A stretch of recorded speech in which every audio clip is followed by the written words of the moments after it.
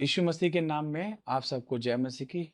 आज का वचन गिविंग के ऊपर है, दसवां अंश के ऊपर है, जो मिलेगा आपको मलाकी तीसरे अध्याय उसके 10वें वचन में, जिसमें इस प्रकार लिखा है, सारे दसवां अंश भंडार में ले आओ कि मेरे भवन में भोजन वस्तु रहे।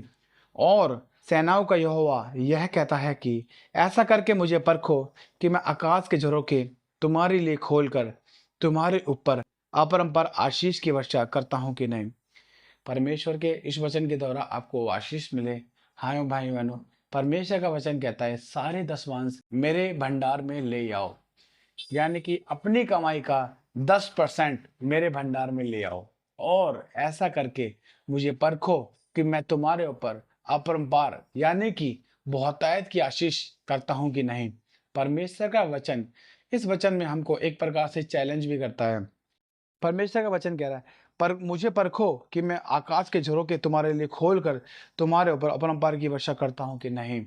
हाँ भाइयों बहनों, जब हम अपनी कमाई का 10% हिस्सा परमेश्वर को देते हैं, परमेश्वर के भवन में देते हैं, तो परमेश्वर हमको बहुतायत के साथ आशीषित करता है। हमको 2 गुना 3 गुना नहीं, बल्कि हमको 100 गुना आशीषित करता है। जब इसहाक ने अपने कमाई का 10% परमेश्वर यहोवा को दिया, तो परमेश्वर ने उसी वर्ष उसको 100 गुना आशीषित किया। उसी वर्ष वो 100 गुना काटने पाया।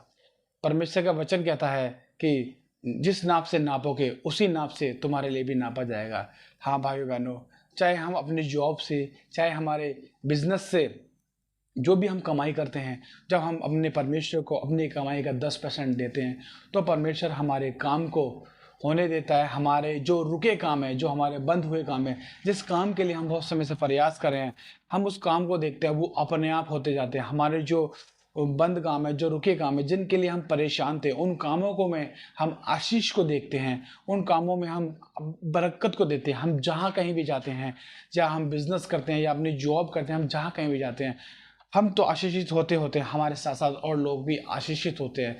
हम चाहें तो अपने 10% से कुछ ज़्यादा 12 या 15% भी दे सकते हैं, क्योंकि हम जिस नाप से नापते हैं उसी नाप से हमारे लिए नापा भी जाएगा। क्योंकि हम परमेश्वर को गिविंग देने में हम परमेश्वर को हरा नहीं सकते। जिस प्रकार हम परमेश्वर को देते हैं, जैसा कि परमेश्वर को इसहाक ने दिया और 100 गुना आशीषित हुआ, उस प्रकार यदि हम 10% से ज़्यादा भी परमेश्वर को देंगे, तो उसी हिसाब से परमेश्वर भी हमें बहुतायत की तरह आशीषित करेगा। परमेश्वर के इस वचन के द्वारा आपको आशीष मिले।